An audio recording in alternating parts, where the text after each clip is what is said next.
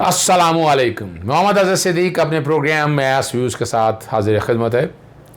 Political diaries आप देख रहे हैं। अब आपसे सजेशन और राय ये है कि मसरूफियत बहुत ज़्यादा है।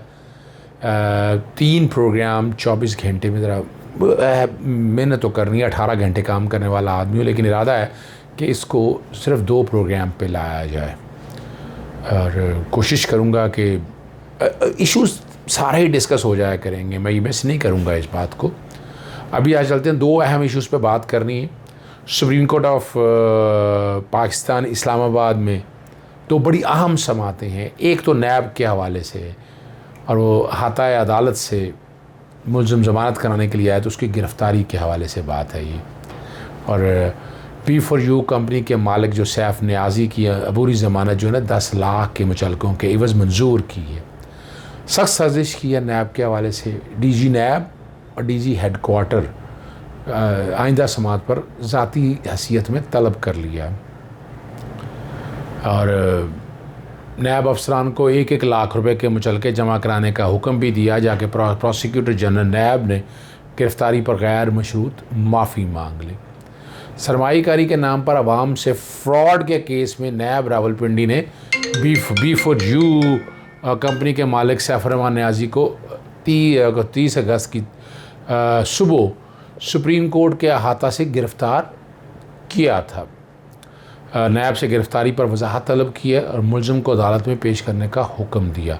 अदालत ने इस्तफ़सार किया कि नैब वजाहत करे मुलज़िम की गिरफ़्तारी के लिए अहाता अदालत में गिरफ़्तारी में अदालत में दरअंदाज़ी क्यों की। एडवोकेट से लतीफ़ खोसा पेश हुए वहाँ और उन्होंने मौक़िफ़ इख्तियार किया। कबल गिरफ़्तारी के लिए सरेंडर करने आ रहा था मुलज़िम, लेकिन उनके मौक्कल को अदालत से गिरफ़्तार कर लिया गया। एडवोकेट जनरल खोसा के मुताबिक नैब की गाड़ी ने उनके मुआवन वकील की गाड़ी को हिट किया। 26 अगस्त को इस्लामाबाद हाई कोर्ट ने ज़मानत मनसूख होने पर मुलज़िम फ़रार हो गया था। अब दूसरा अहम इशू है, मैं आपके सामने रख रहा हूँ और वो बड़ा ज़रूरी है, समझने के लिए बहुत ज़रूरी है। आप समझ सकते हैं कि इशू है क्या, और मैंने आपके सामने मैं रख रहा हूँ। और वो है जो अदालत सहाफ़ियों की तरफ से हरासगी के हवाले से जो मामला अदालत में लाया गया। मैं बैकग्राउंड पे आपके सामने ये सुओ मोटो कॉज लिस्ट है। जस्टिस इजाज़ुल हसन, जस्टिस मुनीब अख्तर और जस्टिस काजी मोहम्मद अमीन अहमद की तरफ से सुओ मोटो 5 और 2 FIR हैं जिनका जिक्र है। उस पर अदालत ने एक्शन लिया है अज़ खुद नोटिस के हवाले से।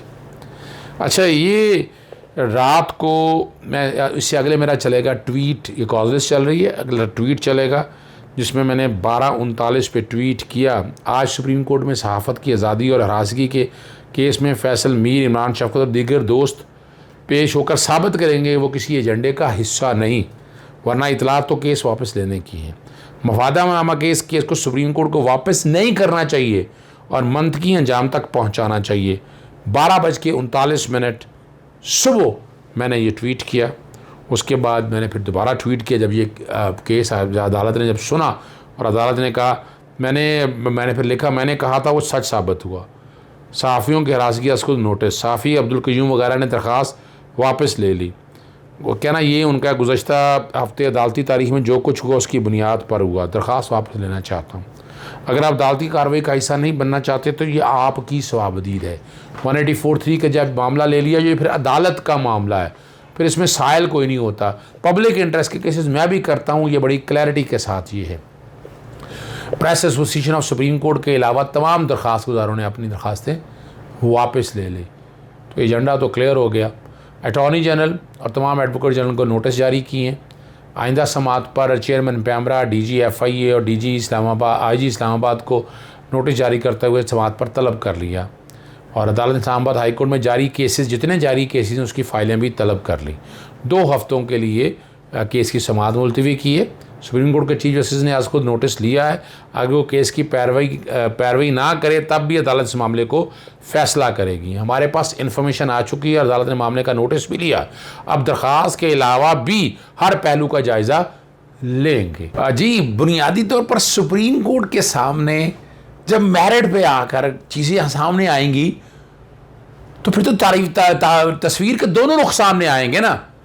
आर्टिकल 19 ये आईने पाकिस्तान 1973 मेरे सामने मौजूद है और आर्टिकल 19 में आपके लिए पढ़ देता हूँ, बार बार मैं पढ़ता होता हूँ।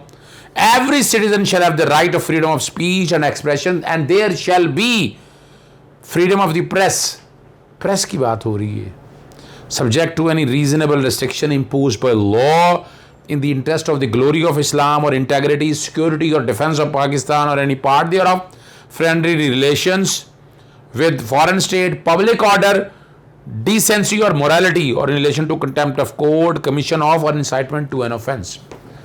आर्टिकल 19 मादर पिदर आज़ादी की बात नहीं करता। एक राइडर है, राइडर लगा हुआ है, उस राइडर को सामने लेकर चलना है। और देखिए यहाँ कोई इश्यूज, क्या अखबारों में खबरें छपने नहीं दी गई? फ्रीडम ऑफ प्रेस की बात हो रही है ना, फ्रीडम ऑफ मीडिया की बात हो रही है। क्या चैनल पे चीज़ें नहीं चलने दी गई? इशू ये नहीं है। इशू है कि फौजदारी जुर्म के तहत prevention of electronic crime act के तहत 2 FIR दर्ज हुई। उन 2 FIRों में आमिर मीर, जो आमिर मीर के भाई हैं, उनको पोस्ट ऑफिस के हवाले से उन्होंने एक प्रोग्राम किया, वो झूठ पर मबनी था बज़ाहिर। या तो खड़ा होना चाहिए उस प्रोग्राम पे। अभी आपने वायलेशन की है, बड़ी वाज़ेह तौर पर वायलेशन की है। हमारे एक दूसरे दोस्त हैं, उन्होंने भी ये प्रोग्राम किया। अब वो उस दायरा कार में रहकर प्रोग्राम करें, कोई हर्ज नहीं है। आप इंफॉर्मेशन दें, आप इंफॉर्मेशन लें आप, लेकिन किसी की ज़ात के हवाले से जो है ना, ये मैं ख़ानदानी साफ, जहाँ तक है ना पॉलिटिकल लीडर, उनके बारे में आप जो मर्ज़ी बात करें, जो मर्ज़ी गुफ्तगू करें, आप वहाँ भी कोशिश करनी चाहिए। लेकिन उनकी फैमिली के बारे में, या देखें ना आर्टिकल 9 है राइट टू लाइफ की बात करता है, आर्टिकल 14 क्वालिटी ऑफ लाइफ की बात करता है। इन सब पे बात नहीं हो सकती। आज आगे चलते हैं और यहाँ बड़ी मज़ेदार है। अपना जी जैसे जाजुल हसन के रिमार्क्स बड़े ज़बरदस्त हैं। सहाफ़ियों के हुकूक़ के तहफ़्फ़ुज़ के लिए सुप्रीम कोर्ट मुदाखलत करेगी। आईन पाकिस्तान मीडिया को आज़ादी फ्राहम करता है, जैसे मुनीब अख्तर के रिमार्क्स थे। आज़ादी सहाफ़त का जिक्र तो भारतीय और अमरीकी आइन में भी नहीं है। जो बातें कर रहे हैं ना बड़ी बड़ी बैठ कर आकर सुन लें ये सारे, ये पाकिस्तानी आइन है। जैसे मुनीब अख्तर ने कहा, कोई कानून आर्टिकल 19 के मुतसादम हुआ तो कलअदम करार दे देंगे। बिल्कुल वाइड है वो। आर्टिकल 8 को सामने रखे, आर्टिकल 8 भी आज आपके सामने मैं चलवाऊंगा कि जो फंडामेंटल राइट से खिलाफ वर्जी हो तो वो वाइड होगा। तनख्वाहों और छांटियों के मामले पर भी अदालत सहाफ़ियों के साथ खड़ी है। जस्टिस जाजुल हसन ने बतौर जज हम सियासत नहीं कर सकते। जस्टिस काजी अमीनुद्दीन अहमद ने कहा, बड़ी खूबसूरत बात उन्होंने कही, सहाफ़ियों का काम सहाफ़त करना है, सियासत करना नहीं है। जस्टिस काजी अमीन साहब ने ये बात बड़ी वाज़ेह तौर पर कही। सहाफ़त और आज़ादी ज़ाहिर राय तहज़ीब के दायरे में होना चाहिए।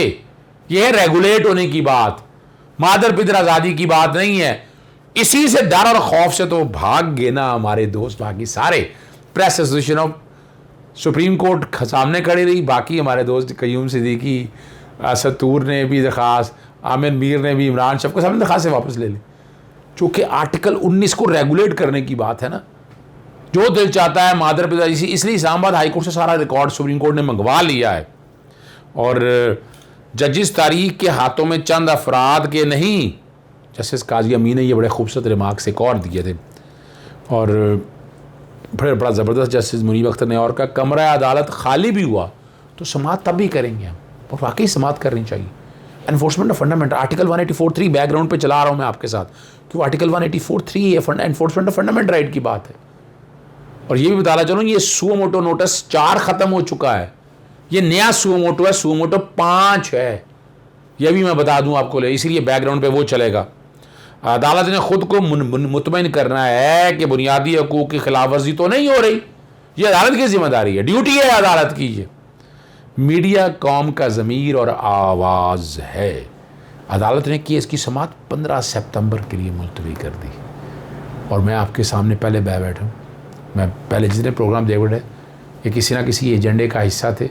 इसका मकसद क्या था, अब आप लोगों के सामने सारी चीज़ें क्लैरिटी के साथ आ चुकी हैं। अब ये मौका है कि रेगुलेट होना है इस बात को। ये मादर पितर आज़ादी की जो बातें हो रही हैं ना, ये रुक रही हैं, कहीं ना कहीं ये रुक रही है सारे मसले में, और ये रुकनी चाहिए। हम साथ हैं। हम भी कई दफ़ा ज़्यादती कर जाते हैं। मैं ये कहूँ कि नहीं मैं नहीं, मैं भी कई दफ़ा ज़्यादती कर जाता हूँ। मैं ये कहूँ कि मेरी इंटेंशन बुरी नहीं होती है, मैं किसी को नुकसान पहुँचाना मकसद नहीं होता है, ये याद रखिएगा। इन ऑल बोनाफिडीज़ हक़ाइक़, हक़ और सच आपके सामने रखते हैं। आज की सुप्रीम कोर्ट की कार्रवाई आपके सामने रख दी है, मज़ीद इस पर गुफ्तगू करते रहेंगे। इजाज़त चाहूँगा मैं।